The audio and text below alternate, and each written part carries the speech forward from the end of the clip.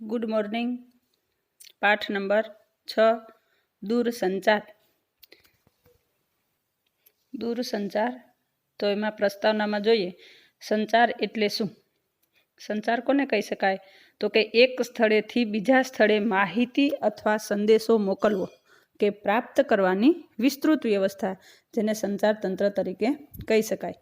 પહેલાંના સમયમાં શું હતું? તો કે ઢોલ વગાડીને, આગ કે ધુમાડાના સંકેત દ્વારા, ઝંડા લહેરાવીને કે મોટા અવાજે કિક્યારી દ્વારા પણ સંદેશો પહોંચાડવામાં આવતો હતો.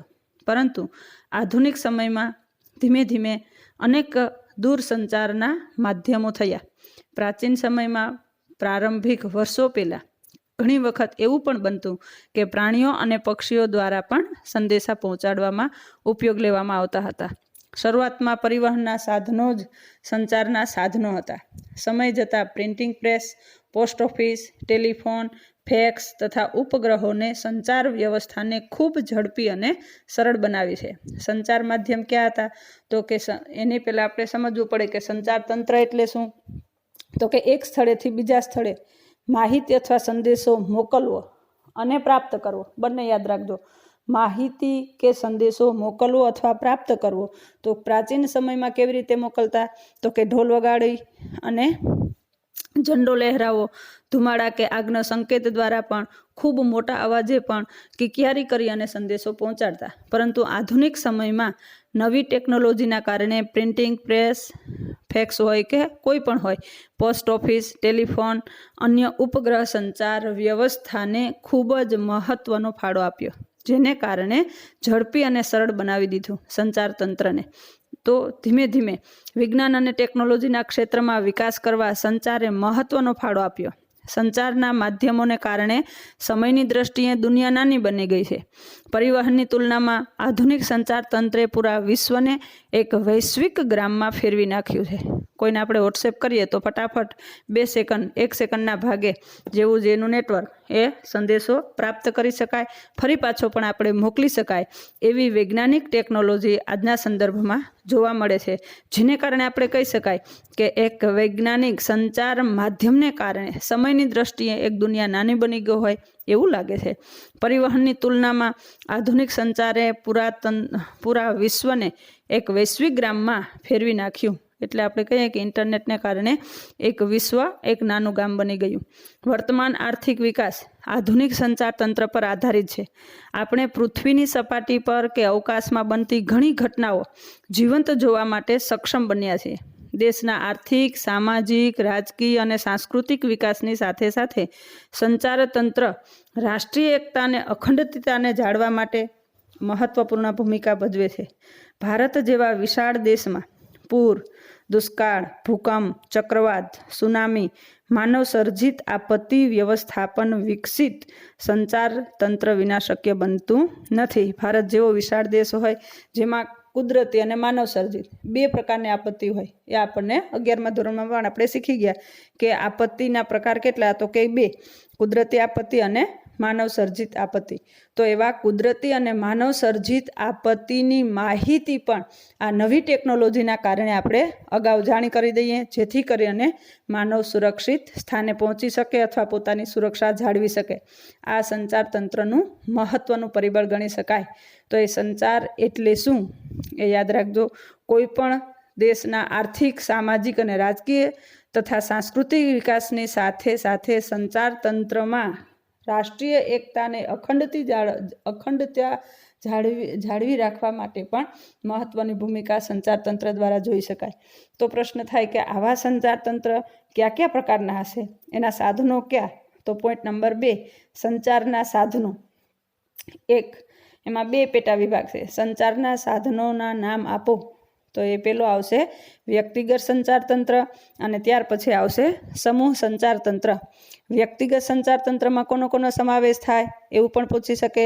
તો આપણે કહી શકીએ કે ટેલિફોન, જેને સેલફોન તરીકે પણ ઓળખી શકાય, ફેક્સ, ઇન્ટરનેટ, ઈમેલ, ટપાલ સેવા, આંગળિયા, જેને કુરિયર તરીકે પણ ઓળખી શકાય. આવી ઉત્તમ પ્રકારની સેવા એ વ્યક્તિગત સંચાર તંત્ર થયું. સમૂહ સંચાર તંત્ર તો કે મુદ્રિત માધ્યમ અને ઇલેક્ટ્રોનિક્સ માધ્યમ એમાં સમાચાર પત્રો અને સામાયિકોનો સમાવેશ થાય. મુદ્રિત એટલે કે અંકિત થયેલું ન્યૂઝપેપર આપણે વાંચીએ, સમાચાર પત્ર ગુજરાત સમાચાર હોય, સંદેશ હોય, અકિલા હોય, કોઈ પણ પ્રકારના હોય, એના પેટા વિભાગ થયા. તો એ મુદ્રિત અંકિત થયેલા સમાચાર પત્રો અને સામાયિકો, પછી કોઈ પણ પ્રકારના સામાયિકો હોય, પખવાડિક, સાપ્તાહિક, માસિક, વાર્ષિક, આવા અનેક પ્રકારના સામાયિકો દ્વારા પણ આપણે અન્ય વ્યક્તિએ, કોઈ લેખક હોય, કોઈ કવિ હોય, એણે આપેલા સંદેશો, એણે આપેલા વિચારો પણ મુદ્રિત માધ્યમ દ્વારા સમૂહ સંચારના અનુકૂળ સમૂહ સંચાર તંત્ર દ્વારા, એના પેટા વિભાગ દ્વારા પણ આપણે અન્ય માહિતી જાણી શકાય. ત્યાર પછી બીજો પ્રકાર છે ઇલેક્ટ્રોનિક્સ માધ્યમ. સમૂહ સંચાર તંત્રના બે પ્રકાર છે. મુદ્રિત માધ્યમ, એના પ્રકાર આવશે સમાચાર પત્રો અને સામાયિકો, અને ત્યાર પછી ઇલેક્ટ્રોનિક માધ્યમના આવશે આકાશવાણી, દૂરદર્શન અને ફિલ્મ. હવે બે સંચાર સાધનો, એના મુખ્ય પહેલો પ્રકાર વ્યક્તિગત સંચાર તંત્ર. હવે એના પેટા વિભાગોમાં આપણે થોડી ચર્ચા કરીએ, જેમાં વ્યક્તિગત સંચાર તંત્ર એટલે શું? વ્યક્તિગત સંચાર તંત્રમાં કોનો સમાવેશ થાય? તો કે ટેલિફોન, ફેક્સ, ઇન્ટરનેટ, ઈમેલ, ટપાલ સેવા, આંગળિયા વગેરે, જેને કુરિયર તરીકે ઓળખી શકાય, એ સેવાઓના માધ્યમોનો સમાવેશ થાય. જેમાં ટેલિફોન એટલે શું? તો કે 20મી સદીના પ્રારંભથી મધ્યકાળ સુધી યુએસએની તાર અને ટેલિફોન કંપનીઓનો યુએસએના ટેલિફોન ઉદ્યોગ એકાધિકાર હતો. એટલે ક્યાં સુધી? તો કે 20મી સદીના પ્રારંભ સુધી. જાણે કે યુએસએ નો જ પોતાનો જ ટેલિફોન ઉદ્યોગ હોય એવો પોતાનો એકાધિકાર, એકનો જ અધિકાર હતો. પરંતુ ધીમે ધીમે યુએસએના શહેરીકરણમાં ટેલિફોન સેવા એક નિર્ણાયક પરિબળ ગણી શકાય.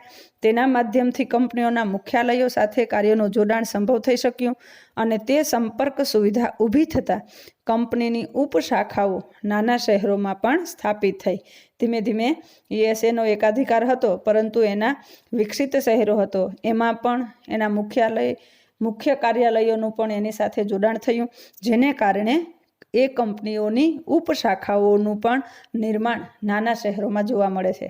ત્યાર પછી જોઈએ તો પ્રતિસ્પર્ધા વધતા ધીમે ધીમે પ્રારંભિક શરૂઆત એક દેશની હોય, ધીમે ધીમે શહેરમાંથી નાના શહેરમાં સ્થપાય.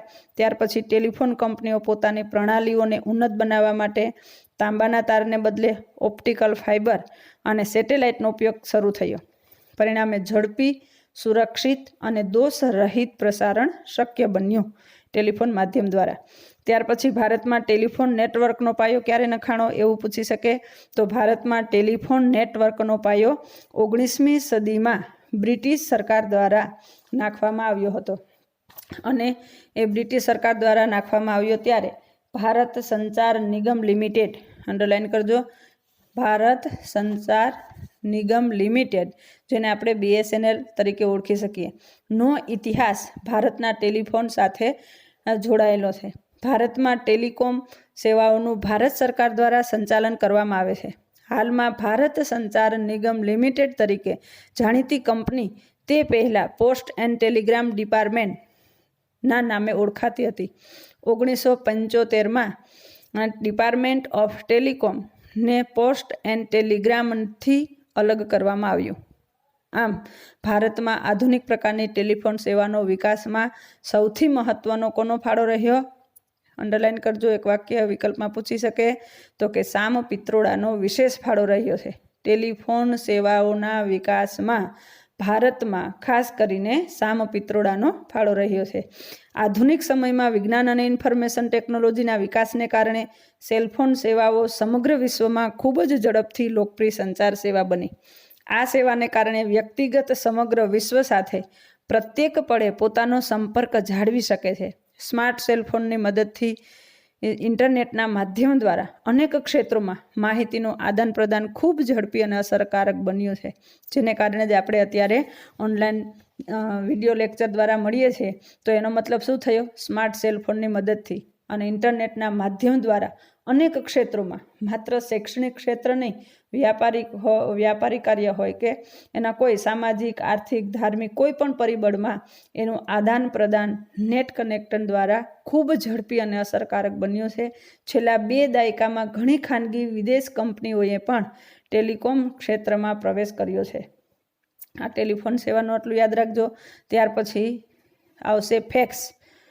જે વ્યક્તિગત સંચાર તંત્રનું માધ્યમ છે। ફેક્સ એટલે શું? તો કે એક સ્થળના કાગળ પરના લખાણ કે ચિત્રોની આબેહૂબ પ્રતિકૃતિ અન્ય સ્થળ પરના કાગળ પર ફેક્સ મશીન દ્વારા છાપવાની પ્રક્રિયાને ફેક્સ તરીકે ઓળખી શકાય। વ્યાખ્યા તૈયાર કરજો। ફેક્સ એટલે શું એવું પૂછી શકે। ફેક્સ મોકલવા માટે ફેક્સ મશીનને ટેલિફોનના વાયર સાથે જોડાણ કરવું પડે છે અને ફેક્સને પોતાને અલગ નંબર હોય। આ નંબરના ઉપયોગથી આવતી છબીને ફેક્સ મશીન ઝીલી લે છે। આ એની પ્રોસિજર બતાવે કે ફેક્સ મશીન દ્વારા ફેક્સ આપણે પ્રાપ્ત કરીએ તો કેવું હોય। જે કાગળ અહીંયાથી મોકલીએ છીએ, દાખલા તરીકે જુનાગઢથી આપણે ફેક્સ કરવાનું હોય રાજકોટ, તો એ સામેની જે મશીન છે ફેક્સ મશીન હોય એના ટેલિફોનના વાયર સાથેનું જોડાણ હોય। એ ફેક્સનો પોતાનો અલગ નંબર હોય। એ નંબરના ઉપયોગથી આવતી છબીને ફેક્સ મશીન ઝીલી લે છે અને દર્શાવેલ નંબર પરના ફેક્સ મશીનમાં એવી જ આબેહૂબ પ્રતિકૃતિ જેને કહીએ છીએ એ છબી ઉતારી દે છે અને ફરી પાછો આપણે એ સંદેશ પ્રાપ્ત કરીએ પ્રિન્ટ દ્વારા। એટલે કે સંદેશ ઝીલતા મશીનમાં છબી પ્રિન્ટ થઈને બહાર આવે છે, જે આપણા ઉપયોગમાં લઈ શકાય। આમ ફેક્સ દ્વારા એક સ્થળેથી બીજા સ્થળે કાગળ પરના કોઈ પણ લખાણ, કોઈ પણ પ્રકારનું લખાણ હોય, ચિત્રો પણ મોકલી શકાય છે। આધુનિક સમયમાં દૂરસંચારના અન્ય સાધનોનો ઉપયોગ વધતા ફેક્સનો ઉપયોગ પણ ઘણો ઓછો થવા માંડ્યો છે। ફેક્સનો એનાથી આધુનિક સમયમાં શું થયું તો કે દૂરસંચારના એવા આધુનિક સેલફોનનો ઉપયોગ થતો ગયો, ઇન્ટરનેટ સાથેનું જોડાણ થયું, જેને કારણે એવા અનેક સાધનોનો વિકાસ થતાં ફેક્સનું પ્રમાણ પણ આધુનિક સમયમાં ઓછું થયું। જ્યારે દૂરસંચારના વ્યક્તિગત સંચાર તંત્રનું માધ્યમ ખૂબ ઓછું હતું ત્યારે ફેક્સનું પ્રમાણ વધારે હતું। હવે ફેક્સ કરતાં પણ અનેક પ્રતિકૃતિ આપણને દૂરસંચારના માધ્યમ દ્વારા જોઈ શકાય। ત્યાર પછી ઇન્ટરનેટ એટલે શું એના વિશે માહિતી આપો એવું સી વિભાગમાં પણ પૂછી શકે।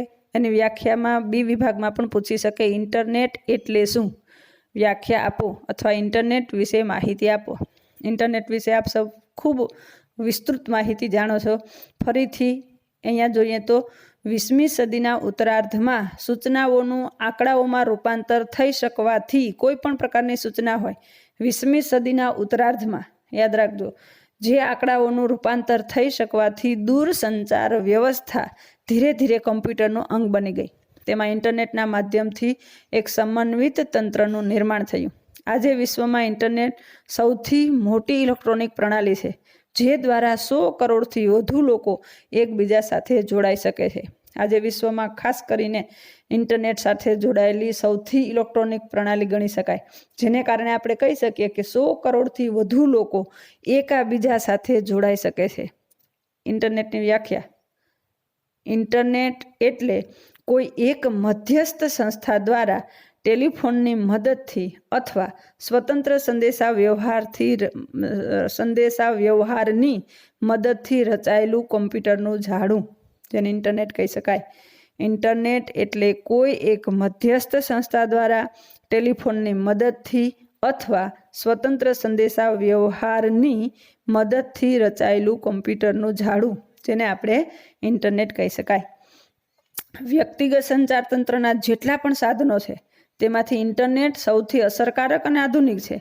તેનો ઉપયોગ કોઈ સ્થાનિક વિસ્તારથી માંડીને સમગ્ર વિશ્વ સુધી વિસ્તર્યો છે। આ સુવિધાનો ઉપયોગ કરનાર જ્ઞાન અને માહિતીની દુનિયામાં સીધો સંપર્ક બનાવે છે। ઓનલાઈન જેને કહીએ છીએ, હવે તો પહેલાં આપણે મોબાઈલ કરતા, ટેલિફોનથી વાત થતી, ગામમાં એવા કોઈ ટેલિગ્રામ એક હોય જ્યાં મેસેજ આવે તો એ લોકો આપણો મેસેજ એને પહોંચાડી શકતા। ધીમે ધીમે ટેલિફોનમાં પણ આધુનિક સિસ્ટમ થઈ। એથી વિશેષ મોબાઈલનું નિર્માણ, સેલફોનનું નિર્માણ, અને એ સેલફોન દ્વારા પણ એક વ્યક્તિ અન્ય વ્યક્તિને મોબાઈલ થ્રુ વાત કરી શકે, એક સાથે અનેક વ્યક્તિને જોડાણ થઈ શકે, અને એથી વિશેષ જે તે વ્યક્તિ વિડીયો કોલ દ્વારા પણ સારી રીતે સામેની વ્યક્તિનો દુનિયાનો કોઈ પણ સંપર્ક કોઈ પણ વ્યક્તિ સાથે બનાવી શકે। એવી વ્યક્તિગત સંચાર તંત્રના સાધનનો વિકાસ ઇન્ટરનેટના અસરકારક પરિબળને કારણે જોવા મળશે। આધુનિક સિસ્ટમ વિશિષ્ટ પ્રકારે વિસ્તરેલી છે। આ સુવિધાનો ઉપયોગ કરનાર જ્ઞાન અને માહિતીની દુનિયામાં સીધો સંપર્ક કરી શકે। ઈ કોમર્સ, નાણાકીય લેવડ દેવડ માટે ઇન્ટરનેટનો ઉપયોગ ઝડપથી વધી રહ્યો છે। ઇન્ટરનેટ ઓછા ખર્ચે વિવિધ બાબતોની વિશાળ જાણકારી અને વધુ માહિતી પૂરી પાડી શકે શહેર સિવાય નાના કસ્બાઓમાં પણ સાયબર કાફેની વ્યવસ્થા ઉપલબ્ધ થવાથી ઇન્ટરનેટનો ઉપયોગ ખૂબ વધ્યો છે. અવકાશયાન પણ કમ્પ્યુટર દ્વારા ઇન્ટરનેટ સાથે જોડાઈને ઉપગ્રહ સાથે સંપર્ક જાળવે છે. વિશ્વને આવરી લેતા ઇન્ટરનેટને વર્લ્ડ વાઇડ વેબ WW જેને આપણે કહીએ છીએ WWW મતલબ વર્લ્ડ વાઇડ વેબથી ઓળખવામાં આવે છે અને ટૂંકમાં તેને આપણે WW વેબ તરીકે પણ ઓળખી શકાય. રેલવે કે હવાઈ સમયપત્રક જાણવા માટે ઇન્ટરનેટનો ઉપયોગ ક્યાં ક્યાં આપણે કરી શકીએ? ઘરે બેઠા કોઈ પણ માહિતી, સીધો સંપર્ક, દુનિયાને કોઈ પણ વ્યક્તિ સાથે કોઈ પણ માહિતી મેળવવા માટે આપણે ઇન્ટરનેટનો ઉપયોગ કરીએ છીએ. તો કઈ કઈ માહિતી જાણી શકાય? તો દાખલા તરીકે રેલવે કે હવાઈ સમયપત્રક જાણવા માટે, ઓનલાઈન ટિકિટ બુક કરવા માટે પણ, રેલવે, હવાઈ કે બસની મુસાફરી માટે, ટિકિટ બુકિંગ કરવા માટે, જમીનના દસ્તાવેજો મેળવવા માટે, શૈક્ષણિક માર્ગદર્શન આપવા માટે, ગુનાખોરી શોધવા માટે, હોટલ બુકિંગ કરાવવા, ઓનલાઈન ખરીદ વેચાણ કરવા, જાહેર પરીક્ષાઓના પરિણામો મેળવવા, ક્રેડિટ કાર્ડ અને ડેબિટ કાર્ડના ઉપયોગ માટે ઇન્ટરનેટ સેવાઓ મહત્વની બની ગઈ છે. આ બધાને ખ્યાલ છે જે આપણે રોજિંદા જીવન વ્યવહારમાં હાલમાં ખૂબ એનો ઉપયોગ કરીએ છીએ, જે ઇન્ટરનેટ વિશેની માહિતી સરળ છે. આ ઉપરાંત વોટ્સએપ, ટ્વિટર, ફેસબુક, ઈમેલ વગેરે સેવાઓના ઉપયોગ માટે ઇન્ટરનેટ અનિવાર્ય છે. સેલ ફોનમાં ઇન્ટરનેટનો ઉપયોગ આજે ખૂબ વધ્યો છે, જે આપ સૌ જાણો છો. તો હવે જાણવું ગમશે, અહીંયા એનું પણ રીડિંગ કરજો. ત્યાર પછી આવશે ઈમેલ. ઇન્ટરનેટ દ્વારા કોમ્પ્યુટરની મદદથી તૈયાર કરેલો ઇન્ટરનેટ પછી ઈમેલ એ પણ એ વ્યક્તિગત સંચાર તંત્રનું માધ્યમ છે. ઈમેલ એટલે શું? એની વ્યાખ્યા આપો. ઇન્ટરનેટ ઈમેલની વ્યાખ્યા: ઇન્ટરનેટ દ્વારા કોમ્પ્યુટરની મદદથી તૈયાર કરેલો સંદેશો આપલે કરવાની પ્રક્રિયાને ઈમેલ તરીકે ઓળખી શકાય. એની વ્યાખ્યા થઈ. ઈમેલ ઇન્ટરનેટની મદદથી થતી સંદેશા વ્યવહાર પ્રણાલી છે, જે કાગળ વગરની ટપાલ સેવા છે. જીમેલ, યાહૂ, હોટમેલ વગેરે ઈમેલની સેવાઓ પૂરી પાડે છે. જે તે કંપનીના બ્રાઉઝર પર જઈને તેમાં સાઇનઅપ થઈને ઈમેલ એડ્રેસ મેળવવામાં આવે. આ પ્રોસિજર મારા કરતાં તમે વધારે ખૂબ સારી રીતે જાણો છો. જે એકવાર ઈમેલ એડ્રેસ મળી ગયા પછી જે તે બ્રાઉઝરમાં સાઇન ઇન થઈને જેમને સંદેશો મોકલવાનો છે તેમના ઈમેલ સરનામા પણ લખાણ, ચિત્રો, ફોટોગ્રાફ્સ, વિડીયો વગેરે સંદેશો ત્વરિત રીતે મોકલી શકાય છે. હવે તો મોબાઈલ દ્વારા ઈમેલ સેવા પણ હાથવગી બની ગઈ છે. હવે અહીંયા સુધી આપણે જોયું સંચારના સાધનો. એમાં વ્યક્તિગત સંચારના સાધનોમાં પેલું આપણે જોયું ટેલિફોન, ત્યાર પછી જોયું ફેક્સ, ત્યાર પછી ઇન્ટરનેટ અને ઈમેલ. હવે સમૂહ સંચાર તંત્રના મુદ્રિત માધ્યમો પ્રકાર 2 એ મુદ્રિત માધ્યમો છે. તો મુદ્રિત માધ્યમોમાં કેટલા? તો કે 1 સમાચાર પત્રો અને સામાયિકો. પેલું સમાચાર પત્રો અને સામાયિકમાં કોનો સમાવેશ થાય, કેવી રીતે એનો આપણે ઉપયોગ કરી શકીએ અને અન્ય વ્યક્તિ સુધી સંદેશો પહોંચાડવાની અને મેળવવાની પરિસ્થિતિનું નિર્માણ કેવી રીતે થાય જોઈએ. તો કે સમાચાર પત્રો અને સામાયિકો, તો કે દૂરદર્શન, આકાશવાણી, સિનેમા, સમાચાર પત્રો, સામાયિકો વગેરે સમૂહ સંચારના સબળ માધ્યમો છે. ભારતમાં 70,000થી વધારે દૈનિક સમાચાર પત્રો હિન્દી, અંગ્રેજી ઉપરાંત અન્ય પ્રાદેશિક ભાષામાં પ્રકાશિત થાય છે, જેમની 10 કરોડથી વધુ નકલો વેચાય છે અને વંચાય છે. ઉપરાંત 960થી વધારે ઉપગ્રહ ચેનલો કાર્યરત છે, જેમાંની લગભગ 80 ચેનલો સમાચાર પત્રો અથવા સમાચારો પ્રસારિત કરે છે. વિશ્વનું પ્રથમ મુદ્રિત, યાદ રાખજો પ્રશ્ન પૂછાય, વિશ્વનું પ્રથમ મુદ્રિત માધ્યમ કયું? તો વિશ્વનું પ્રથમ મુદ્રિત સમાચાર પત્ર મોર્નિંગ પોસ્ટ. ક્યારે? તો કે 1772માં પ્રકાશિત થયું.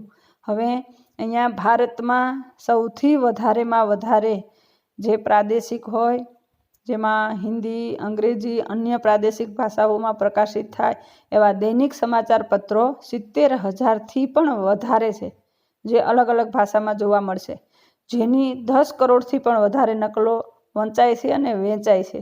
તો એવી પરિસ્થિતિમાં કૃત્રિમ ઉપગ્રહો ચેનલો કાર્યરત છે. તો કેટલી કાર્યરત છે?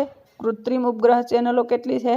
960, યાદ રાખજો, જેમાંથી લગભગ 80 ચેનલો સમાચાર પત્રો પ્રસારિત કરે છે, જેને કારણે વિશ્વનું એમ કહી શકાય, એથી કરીને આપણે કહીએ કે વિશ્વનું સૌથી પ્રથમ મુદ્રિત સમાચાર પત્ર મોર્નિંગ પોસ્ટ, જે 1772માં પ્રકાશિત થયું.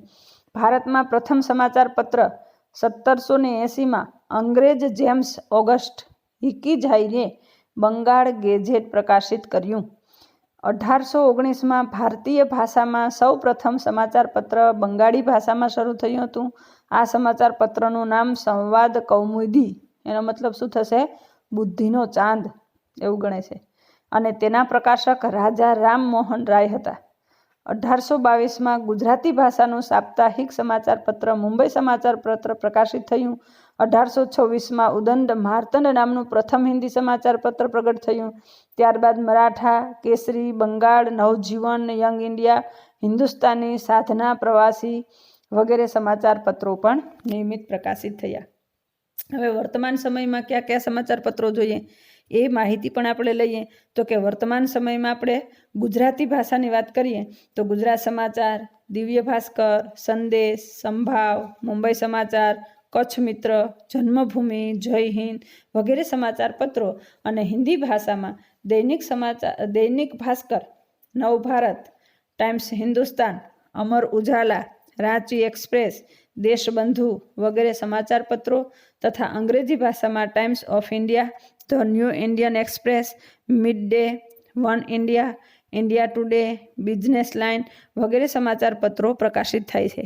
આ ઉપરાંત પ્રાદેશિક ભાષાઓમાં જિલ્લા કે તાલુકા મથકે સ્થાનિક સમાચાર પત્રો પ્રકાશિત થાય. આધુનિક ટેકનોલોજીના યુગમાં મોબાઈલ અને કમ્પ્યુટરમાં ઇન્ટરનેટના માધ્યમથી પણ સમાચાર પત્રો જાણી શકાય છે, સમાચાર વાંચી શકાય અને માહિતી એકત્રિત કરી શકાય. એટલે એમ કહી શકાય ટૂંકમાં કે વર્તમાન સમયમાં ગુજરાતી, હિન્દી અને અંગ્રેજી ભાષામાં અનેક પ્રકારના સમાચાર પત્રો પ્રકાશિત થાય છે, જે પ્રાદેશિક ભાષાઓમાં જિલ્લા તાલુકા મથકે પણ એ સમાચારો પ્રકાશિત થાય. એટલે એક વિશ્વમાં કઈ ઘટના ક્યાં કેવી રીતે બને છે એની સંપૂર્ણ માહિતી આપણે આવા સંચાર માધ્યમનું મુદ્રિત માધ્યમમાં સમાચાર પત્રો દ્વારા આપણે પ્રાપ્ત કરી શકીએ. દૈનિક સમાચાર પત્રોથી ખાસ કરીને ભાષાકીય જ્ઞાન, સમજ અને કૌશલ્યો કેળવાય. હવે આ સમાચાર પત્ર છે કે સંચાર માધ્યમનું કોઈ પણ માધ્યમ હોય, વ્યક્તિગત હોય કે સામૂહિક હોય, એ માધ્યમ દ્વારા એનું મહત્વ શું, એનો ઉદ્દેશ્ય શું, તો કે આપણામાં જ્ઞાન, સમજ, કૌશલ્ય કેળવાય. વાંચકોને મનોરંજન, દેશ વિદેશના સમાચારો મળી શકે, કયા દેશમાં કેવી પરિસ્થિતિ, રાજકીય, આર્થિક, સામાજિક અને ધાર્મિક પરિસ્થિતિ કેવી છે, એનું નિર્માણ ક્યાં કેવી રીતે થાય, લોકોની જીવનશૈલી કેવી છે, એ સંપૂર્ણ માહિતી પણ આપણે આ સમાચાર પત્રો દ્વારા જાણી શકાય. જાહેરાતો, વ્યાપાર, ભૌગોલિક ઘટનાઓ, વાતાવરણીય પરિસ્થિતિ, રમતગમત, શિક્ષણ વગેરે વિષયક માહિતી ખૂબ વ્યાપક પ્રમાણમાં પ્રાપ્ત થાય. સામાયિકો દ્વારા વાચકોને શું મળશે, તો કે મનોરંજન, જાણવા જેવું, તકનીકી માહિતી, વર્તમાન પ્રવાહોની જાણકારી, સાહિત્યના સ્વરૂપોની જાણકારી, દેશ વિદેશની સામાજિક, ધાર્મિક અને સાંસ્કૃતિક પરંપરાઓની સમજ પ્રાપ્ત થાય. સમગ્ર વિશ્વમાં તેમજ ભારતમાં વિવિધ ભાષાઓમાં સામાયિકો પ્રકાશિત થાય છે.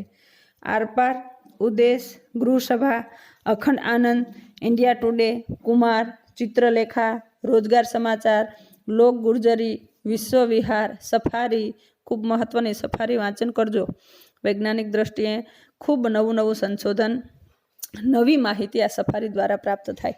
નવનીત સમર્પણ, બાલ સૃષ્ટિ, સાયબર, સફર વગેરે સામાયિકો ગુજરાતી ભાષામાં પણ પ્રકાશિત થાય. પછી એ સાપ્તાહિક હોય, પખવાડિક હોય, માસિક હોય કે વાર્ષિક હોય, આવા અનેક પ્રકારના સામાયિકો દ્વારા પણ લોકો મનોરંજન, તકનીકી અને વર્તમાન પ્રવાહોની માહિતી પ્રાપ્ત કરી શકે. ત્યાર પછી મુદ્રિત માધ્યમનું ત્રીજો પ્રકાર આકાશવાણી. હવે આકાશવાણી એટલે શું? આકાશવાણી જેને આપણે કહીએ છીએ જેને ઓલ ઇન્ડિયા રેડિયો તરીકે પણ ઓળખી શકાય. ભારતમાં માહિતી અને પ્રસારણ મંત્રાલય હસ્તક ચાલતી રેડિયો પ્રસારણ સાર્વજનિક સેવા છે. આકાશવાણી કેવી સેવા થઈ? સાર્વજનિક. ભારતમાં રેડિયોનો પ્રથમ પ્રસારણની શરૂઆત ક્યારે થઈ એ પણ પૂછી શકે. ભારતમાં પ્રથમ રેડિયો પ્રસારણની શરૂઆત 1923માં રેડિયો ક્લબ ઓફ બોમ્બે દ્વારા થઈ હતી, જે 1930માં આ સેવાઓનું રાષ્ટ્રીયકરણ કરવામાં આવ્યું. 1923 પછી 1930માં આ સેવા એટલે કઈ સેવા? ઓલ ઇન્ડિયા રેડિયોની સેવાનું રાષ્ટ્રીય પ્રસારણ 1930માં થયું અને તેમનું નામ ભારતીય પ્રસારણ સેવા, ઇન્ડિયન બ્રોડકાસ્ટિંગ કોર્પોરેશન જેને કહી શકાય એવું નામ રાખ્યું. રેડિયો પ્રસારણની વ્યાપક શરૂઆત 1936માં થઈ અને ત્યાર પછી તેનું નામ ઓલ ઇન્ડિયા રેડિયો AIR રાખવામાં આવ્યું અને જે 1957માં તેનું નામ બદલીને આકાશવાણી કરવામાં આવ્યું. આકાશવાણી તેના વિવિધ કેન્દ્રો દ્વારા વિવિધ ભાષાઓમાં પોતાના કાર્યક્રમનું પ્રસારણ કરે છે. શિક્ષણ, મનોરંજન, ગીત સંગીત, નાટક, ભવાઈ, સમાચારપત્ર, વૈશ્વિક ઘટનાઓ, રમતગમત, હવામાન, વ્યાપાર, જાહેરાતો, કૃષિ વગેરે અનેક ક્ષેત્રોની નવીનતમ માહિતી આકાશવાણી શ્રોતાઓ સુધી ખૂબ જ ઝડપથી અને અસરકારક રીતે પહોંચાડે છે. રેડિયો કેવું છે? હાથવગું સાધન ગણી શકાય, જેને કારણે પ્રવાસ દરમિયાન તેનો ઉપયોગ થઈ શકે. 1997માં આકાશવાણી પ્રસાર ભારતી નામની સ્વતંત્ર જેને કહી શકાય એવી સંસ્થાઓનો એ ભાગ બન્યો. આજે દેશમાં મોટાભાગના શહેરોમાં ખાનગી FM રેડિયો ચેનલ શરૂ થઈ, જેના દ્વારા આ ખાનગી FM રેડિયો મોબાઈલ કનેક્ટ કરો તો આપણા મોબાઈલમાં પણ FM રેડિયો કનેક્ટ થાય, જેના દ્વારા પણ આપણે અત્યારે આકાશવાણીની કોઈ પણ માહિતી આપણે પ્રાપ્ત કરી શકાય. આકાશવાણી દ્વારા મનોરંજન, જ્ઞાન, માહિતી, સંદેશો, જે માહિતી વૈજ્ઞાનિક દ્રષ્ટિકોણથી નવી નવી ટેકનિકી માહિતીનો અભ્યાસ, વર્તમાન પ્રવાહોની જાણકારી, આ બધું આપણે એના દ્વારા જાણી શકાય. ત્યાર પછી આવશે દૂરસંચાર. આ દૂરસંચાર એટલે શું? અને એ દૂરદર્શન, જેને આપણે ટેલિવિઝન તરીકે ઓળખી શકીએ. આ ટેલિવિઝનની માહિતી પણ ખૂબ મહત્વની માહિતી છે. ધ્વનિ સહદ્રશ્ય. આકાશવાણી દ્વારા શું થાય? તો કે આકાશવાણી દ્વારા આપણે માત્ર સાંભળી શકીએ અને દૂરદર્શન દ્વારા સાંભળી પણ શકાય અને ચિત્ર પણ જોઈ શકાય.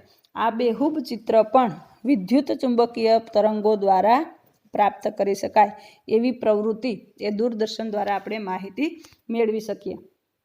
તો દૂરદર્શન એટલે શું? અહીંયા સિમ્બોલ પણ દૂરદર્શનનું પાઠમાં આપવામાં આવેલું છે. તો દૂરદર્શન કોને કહી શકાય? તો કે ધ્વનિ. દૂરદર્શનની વ્યાખ્યા આપો. ધ્વનિ સહદ્રશ્ય કે ચિત્રનું વિદ્યુત ચુંબકીય તરંગો દ્વારા સંચારણ અને અભિગ્રહણ કરતી પ્રયુક્તિ એટલે દૂરસંચાર. અને એ વિશ્વમાં સૌપ્રથમ ટીવી પ્રસારણ ક્યારે થઈ? તો કે 1936માં યુકેમાં BBC દ્વારા પ્રારંભ થયો. પરંતુ 3 વર્ષ પછી, યાદ રાખજો, વિશ્વમાં સૌપ્રથમ ટીવી પ્રસારણ ક્યારે થયું? 1936માં. 3 વર્ષ પછી બીજા વિશ્વ યુદ્ધને લીધે આ ખોરંભે ચડ્યું. અમેરિકામાં NBC, યાદ રાખજો, NBC એ કંપનીનું નામ છે, જે નેશનલ બ્રોડકાસ્ટિંગ કંપની તરીકે ઓળખી શકાય. NBC એટલે એ 1937માં ન્યુયોર્કમાંથી પ્રસારણ શરૂ થયું. 1960 સુધીમાં અમેરિકાના 90% કુટુંબોને દૂરદર્શન ઉપલબ્ધ થયું. અમેરિકામાં સૌ પહેલાં 1960માં દૂરદર્શનની સેવાની શરૂઆત થઈ. 20મી સદીના 7મા દશકાના અંત સુધીમાં જાપાન, ઓસ્ટ્રેલિયા, સ્વીડન, ફ્રાન્સ વગેરે દેશોમાં એનો પ્રસાર અને પ્રચાર થયો. તો હવે ભારતમાં જોઈએ તો ક્યારે થયો? વિશ્વમાં 1936માં યુકેમાં શરૂઆત થઈ અને ત્યાર પછી ભારતમાં દૂરદર્શનનું પ્રથમ પ્રસારણ 15મી સપ્ટેમ્બર, આપણા બાપુજીનો જન્મદિવસ 15મી સપ્ટેમ્બર 1959માં દિલ્હી ખાતે કરવામાં આવ્યું. ત્યારે દૂરદર્શન ફક્ત દિલ્હીમાં જ જોઈ શકાતું હતું. દૂરદર્શનના નિયમિત કાર્યક્રમોની શરૂઆત 1965માં થઈ. રેડિયોની તુલનામાં દૂરદર્શનનો વિકાસ શરૂઆતમાં ધીમો હતો, કારણ કે ત્યારે ઇલેક્ટ્રોનિક ઉપકરણોની કિંમત વધારે હતી, એટલે ખરીદ કરી શકાય નહીં, એટલે દૂરદર્શનનો વિકાસ ધીમો હતો. ત્યાર પછી ધીમે ધીમે 1975 એટલે કે 10 વર્ષ પછી સુધીનો દૂરદર્શનના કેન્દ્રોમાં વધારો થયો, જેમાં મુંબઈ, કોલકાતા, દિલ્હી, ચેન્નઈ, લખનઉ, શ્રીનગર, અમૃતસર સુધી જ સીમિત હતા. દૂરદર્શનના પ્રસારણો માટે સેટેલાઇટ ટેકનોલોજીનો ઉપયોગ પહેલીવાર ક્યારે થયો? 1975-76માં કરવામાં આવ્યો. દૂરદર્શનના પ્રસારણો માટે સેટેલાઇટ ટેકનોલોજીનો ઉપયોગ ક્યારે થયો? 1975-1976માં. દેશમાં રાષ્ટ્રીય કાર્યક્રમ અને રંગીન ટીવીની શરૂઆત 1982માં થઈ. જો અહીંયા ભારત દેશમાં રાષ્ટ્રીય કાર્યક્રમ ટીવી ચેનલની શરૂઆત ભારતમાં 1959 15મી સપ્ટેમ્બરમાં કરવામાં આવ્યો. એ બ્લેક એન્ડ વ્હાઇટ ટીવી હતું પહેલાં, અને ધીમે ધીમે રંગીન ટીવીનું નિર્માણ થયું. ક્યારે? તો કે 1982માં. દૂરદર્શન ભારતનું રાષ્ટ્રીય ટેલિવિઝન પ્રસારણ છે. તે વિશ્વના ઇલેક્ટ્રોનિક માધ્યમના સૌથી મોટા પ્રાદેશિક પ્રસારણ સંગઠનોમાંનું એક છે. દૂરદર્શનના બુનિયાદી કાર્યક્રમની પ્રસારણ સેવાઓ 3 સ્તરની છે. 1. વિશ્વમાં, ખાસ કરીને સ્થાનિક. દૂરદર્શનના બુનિયાદી કાર્યક્રમનો પ્રસારણની 3 પ્રકારના સ્તરની રચના થઈ, જેમાં સૌથી પહેલાં સ્થાનિક, પ્રાદેશિક અને રાષ્ટ્રીય. આધુનિક સમયનું સૌથી ઝડપી અને સમૂહ પ્રભાવક માધ્યમ કોના દ્વારા? તો કે માહિતી, મનોરંજન અને શિક્ષણ આપતા સમૂહ માધ્યમ તરીકે દૂરદર્શન આધુનિક સમયનું સૌથી વધુ ઝડપી, વ્યાપક અને પ્રભાવક સમૂહ માધ્યમ છે. પ્રજાસત્તાક દિનની ઉજવણી, રાષ્ટ્રીય પર્વો જેને આપણે કહી શકાય એવા પ્રજાસત્તાક દિનની ઉજવણી, ખાડી યુદ્ધ, ચૂંટણીના પરિણામો, રમતગમતના જીવંત પ્રસારણો, જેમાં ક્રિકેટ હોય કે એશિયાઈ કે ઓલિમ્પિક રમતો કોઈ પણ પ્રકારની હોય, IPL હોય કે કોઈ હોય, એ કુદરતી આફતો, પૂર હોય, ભૂકંપ હોય, દુષ્કાળ હોય, સુનામી હોય, ચક્રવાત હોય, કોઈ પણ હોઈ શકે.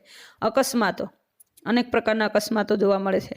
સમાજ જીવનને સ્પર્શતી ઘટનાઓ અંગેના પ્રતિભાવો, જેમાં અંદાજપત્ર હોય, બજારોની વધઘટ, આર્થિક કૌભાંડો થતા હોય, એની માહિતી પણ આપણને પ્રાપ્ત થાય. સમગ્ર વિશ્વ વિશેની રસપ્રદ હકીકતો, નવી માહિતી જાણવા મળે, અવનવી ઘટનાઓ માહિતી મળે, નવીનતમ શોધખોળ વગેરે ટીવી પર જોઈ શકાય. દૂરદર્શનના કાર્યક્રમો દ્વારા જ્ઞાન, માહિતી અને મનોરંજન મેળવી શકાય. દૂરદર્શન હવે માહિતી અને મનોરંજનનું સાધન માત્ર રહ્યું નથી, પરંતુ મોટી કંપનીઓની ઉત્પાદિત ચીજ વસ્તુઓની જાહેરાતોનું અસરકારક માધ્યમ બન્યું છે. એટલે દૂરદર્શન એ પણ આપણા માટે ખૂબ મહત્વનું મનોરંજન આપતું, શિક્ષણ આપતા સમૂહ માધ્યમ તરીકે, અને ખાસ કરીને આવા COVID-19 પરિસ્થિતિમાં આપણે ઘરે બેઠા પણ અનેક ચેનલ દ્વારા વંદે માતરમ હોય, દૂરદર્શન હોય, જેને ડીડી ગિરનાર તરીકે આપણે ઓળખી શકીએ, આવી કોઈ પણ સરકાર હસ્તક જે પણ ચેનલ હોય અથવા એ પ્રાઇવેટ કે કોઈ વ્યક્તિગત કંપની દ્વારા પણ આવી અનેક માહિતીઓ આપી શકાય, જેના દ્વારા આપણે અભ્યાસ પ્રાપ્ત કરી શકાય, શિક્ષણ મેળવી શકાય. આધુનિક પરિસ્થિતિની કોઈ પણ સમસ્યા હોય, પછી કુદરતી આફત હોય કે અન્ય રમતગમતની માહિતી હોય, જીવનને સ્પર્શ થતી અનેક ઘટનાઓ, પ્રતિભાવો, જીવન અંગેની માહિતીનું વિશ્લેષણ આપતી માહિતી એ દૂરદર્શન દ્વારા આપણે મેળવી શકીએ. ત્યાર પછી આવશે ફિલ્મ. હોલિવૂડ જેને કહી શકાય. હોલિવૂડ એ વિશ્વની સૌથી જૂની ફિલ્મ ઇન્ડસ્ટ્રી છે. એ પણ સૌથી વિશાળ છે, જે USAના લોસ એન્જલિસમાં આવેલી છે. 1884માં હોલિવૂડ ખાતે સૌ પ્રથમ ચલચિત્રની શરૂઆત થઈ હતી. ભારતમાં સૌ પ્રથમ ફિલ્મ કઈ હતી? એક વાક્ય વિકલ્પમાં પૂછી શકે. 1913માં થઈ. રાજા હરિશ્ચંદ્ર રજૂ થઈ હતી. ભારતમાં સૌ પ્રથમ ફિલ્મ 1913માં રાજા હરિશ્ચંદ્ર રજૂ થઈ હતી, જે દાદા સાહેબ ફાળકે દ્વારા નિર્માણ પામી હતી. ભારતમાં નિર્માણ પામેલી પ્રથમ તબક્કાની ફિલ્મો કેવી હતી? તો કે મૂંગી અને શ્વેતશ્યામ હતી. ભારતમાં સૌ પ્રથમ બોલતી શ્વેતશ્યામ ફિલ્મ 1931માં આલમ આરા રજૂ થયેલી, જેનું નિર્માણ અરદેશિયર ઈરાની દ્વારા રજૂ થયું હતું, જે ખૂબ જ લોકપ્રિય ફિલ્મ હતી.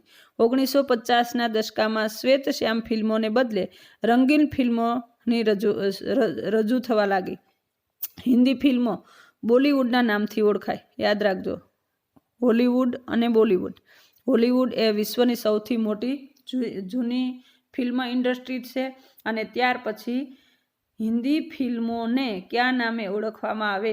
વિકલ્પ એક વાક્ય માટે, હિન્દી ફિલ્મો બોલિવૂડના નામથી ઓળખાય. જે ભારતમાં હિન્દી ફિલ્મ ઉદ્યોગનું મુખ્ય કેન્દ્ર કયું છે? મુંબઈ. ઉપરાંત અન્ય કેન્દ્રો જેવા કોલકાતા, બેંગલુરુ, હૈદરાબાદ અને ચેન્નઈ વગેરે છે. ફિલ્મો સમૂહ માધ્યમનું પ્રબળ સાધન છે. સમૂહ માધ્યમનું ખૂબ મહત્વનું સાધન એ ફિલ્મ.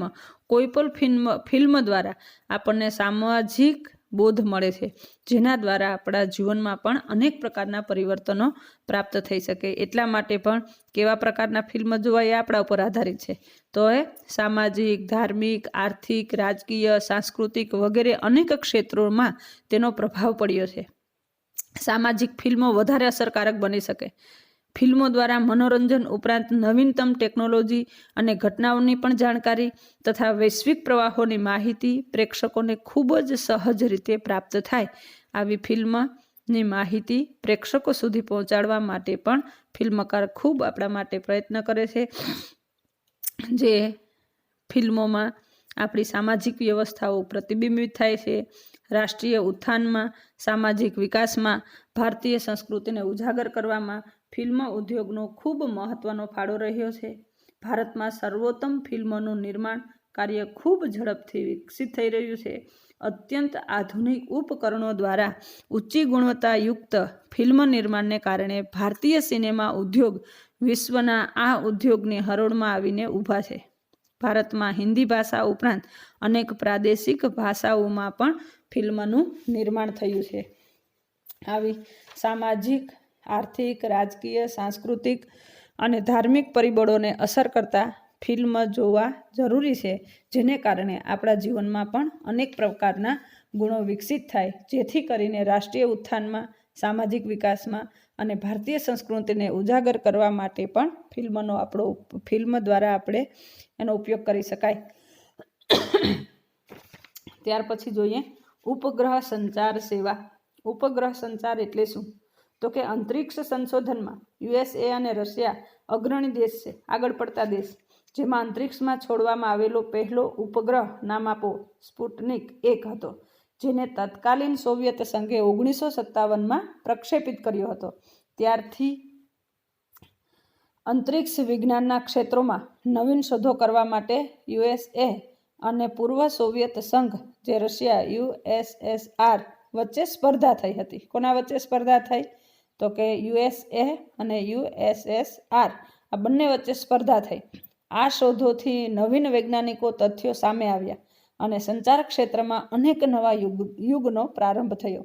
ઉપગ્રહ સંચાર પ્રણાલી એટલી સક્ષમ છે કે એક ઉપગ્રહ પૃથ્વીના 1/3 ભાગમાં અને 3 ઉપગ્રહ સમગ્ર પૃથ્વી પર સંચાર વ્યવસ્થા પ્રસ્થાપિત કરી શકે.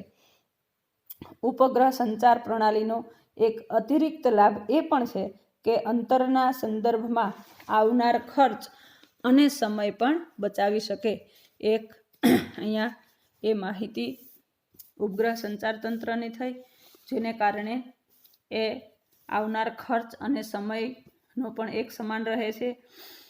ઉપગ્રહના માધ્યમથી સંદેશો મોકલવાનું ખર્ચ કેટલું થાય? તો કે 500 કિમીથી 5000 કિમી સુધીનું લગભગ સરખું અંતર હોય. એટલે કે સમય અને ખર્ચ બંને ઉપગ્રહ સંચાર માધ્યમ દ્વારા એક સમાન હોય. એ ઉપગ્રહ સંચાર સેવા થઈ. હવે આ ઉપગ્રહ સંચારને કારણે આજે સેલ ફોનનો ઉપયોગ તેમજ દૂરદર્શન પરના લોકપ્રિય કાર્યક્રમો અને કોઈ પણ ઘટનાઓનું જીવંત પ્રસારણ પણ આપણે જોઈ શકીએ છીએ. ઉપગ્રહ સંચાર ક્ષેત્રના વિકાસમાં ભારતે પણ ખૂબ સિદ્ધિ હાંસલ કરેલી છે, જેને કારણે અનેક પ્રકારના ઉપગ્રહોની માહિતી પણ આપેલી છે. એ ઉપગ્રહોના નામો યાદ રાખજો. ત્યાર પછી અહીંયા આપેલું છે ઉપગ્રહ ક્યારે કઈ સાલમાં આપેલો છે, એ પેજ નંબર 53 ઉપર આપેલો છે, એ તૈયાર કરજો. ત્યાર પછી કોમ્પ્યુટર અને કોમ્પ્યુટરના ઉપયોગો એની માહિતી પણ આપણે જોઈએ. તો એ સાથે અહીંયા ઉપગ્રહ સંચાર ક્ષેત્રના વિકાસમાં ભારતે જે સિદ્ધિ હાંસલ કરી એ વિવિધ હેતુ સિદ્ધ કરવા માટે ઉપગ્રહોને વિવિધ ઊંચાઈએ પ્રક્ષેપિત કરવા માટે કરેલી છે, જેને કારણે પ્રથમ ભારતીય સંચાર ઉપગ્રહ આર્યભટ્ટ પૂર્વ હવે આ પાઠનો છેલ્લો મુદ્દો જોઈએ, કોમ્પ્યુટર એટલે શું? તો કે પ્રાચીન સમયમાં માનવી ગણતરી કરવા માટે શું કરતો હતો કે આંગળીઓ અને કાંકરાનો ઉપયોગ કરતો. આશરે 5000 વર્ષ પહેલાં મણકાપટ્ટીની શોધ થઈ અને તેનો ઉપયોગ સાદી ગણતરી કરવા માટે થતો હતો. 1822માં ચાર્લ્સ બેબેજ દ્વારા, યાદ રાખજો, ડિફરન્સ એન્જિન નામના એક મોડેલની ડિઝાઇન શોધાઈ. આ શોધ વ્યક્તિના હસ્તક્ષેપ વગર ગણતરીઓ કરવા માટે સક્ષમ હતી. 1833માં બેબેજ દ્વારા એનાલિટિક એન્જિનની રચના થઈ. આજના અદ્યતન કોમ્પ્યુટરની ટેકનોલોજીનો પાયો આ એનાલિટિક એન્જિનની ટેકનોલોજીએ પૂરો પાડ્યો છે. આ પ્રદાનને કારણે બેબેજને અદ્યતન કોમ્પ્યુટરના પિતા તરીકે ગણાવી શકાય. કોમ્પ્યુટરના અદ્યતન પિતા કોણ છે એવું પૂછી શકે તો બેબેજ. આધુનિક યુગમાં સમગ્ર વિશ્વમાં કોમ્પ્યુટરનો ખૂબ વિકાસ થયો. કોમ્પ્યુટરની મદદથી અનેક ક્ષેત્રોમાં ક્રાંતિકારી ફેરફારો થયા. કોમ્પ્યુટરની મદદથી આપણે જટિલ ગણતરી પણ ખૂબ ઝડપથી અને ચોકસાઈપૂર્વક કરવા લાગ્યા. ઇલેક્ટ્રોનિક સંદેશાવ્યવહારના આ યુગમાં માહિતીના આદાન પ્રદાન માટે કોમ્પ્યુટરનો ખૂબ મહત્ત્વનો ઉપયોગ થયો.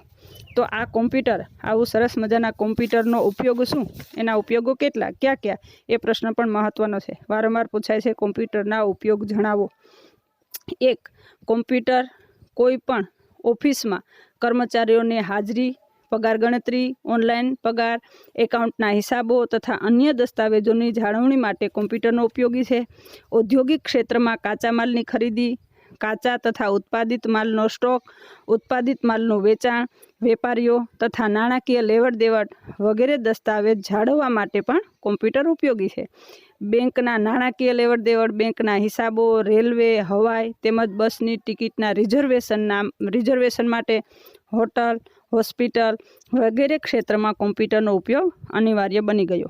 કોમ્પ્યુટરને ઇન્ટરનેટ સાથે જોડીને ઈમેલ, ઈ કોમર્સ, ઓનલાઈન ખરીદ વેચાણ, આઉટસોર્સિંગ તથા અન્ય પ્રકારના કાર્યો પણ થઈ શકે.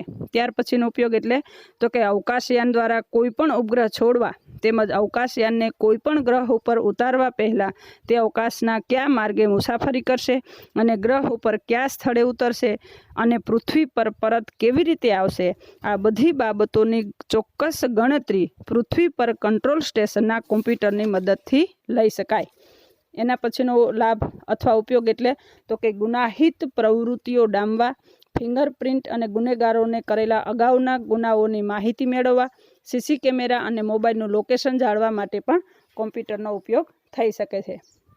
છેલ્લું મહત્ત્વનું તો કે વીમા ધારકોની માહિતી, ઓનલાઈન શિક્ષણ, જાહેર પરીક્ષાના પરિણામો, વિવિધ પ્રકારના હિસાબો તૈયાર કરવા માટે પણ કોમ્પ્યુટર ઉપકરણ ખૂબ મહત્ત્વનું છે. તો અહીંયા દૂરસંચાર પાઠ પૂર્ણ કરીએ છીએ. દૂરસંચાર એટલે શું, એ સાધનોના એના પ્રકાર કેટલા, એ માહિતી, એની સાથે વ્યક્તિગત અને સામૂહિક માધ્યમ એટલે શું, એના પ્રકારો, એની માહિતી, અને છેલ્લે કોમ્પ્યુટર અને કોમ્પ્યુટરનો ઉપયોગ, એ સાથે પાઠ અહીંયા પૂર્ણ કરીએ છીએ. સ્વાધ્યાયના પ્રશ્ન, હોમવર્કના પ્રશ્ન લખી લેજો. અહીંયા પ્રશ્ન નંબર 1, નીચેના પ્રશ્નોના સવિસ્તાર ઉત્તર આપો. જેમાં આવશે પહેલો, દૂરદર્શનના સાધનો જણાવી ટેલિફોન અને ઈમેલ વિશે સવિસ્તાર લખો. 1. પ્રશ્ન નંબર 1 અને ત્યાર પછી નંબર 4, કોમ્પ્યુટરના ઉપયોગો જણાવો. એના પછી પ્રશ્ન નંબર 2, નીચેના પ્રશ્નોના મુદ્દાસર જવાબ આપો. એમાં આવશે પ્રશ્ન નંબર 2, ફિલ્મ ઉદ્યોગ વિશે વિસ્તૃત ચર્ચા કરો. આ 3 પ્રશ્ન અસાઇનમેન્ટ માટે, બાકીના પ્રશ્ન બધા રેગ્યુલરની નોટમાં લખી લેજો.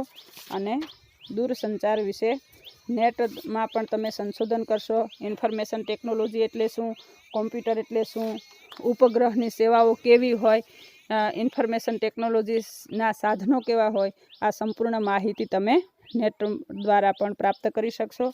ફરીથી પાછા મળશું પાઠ નંબર 7માં.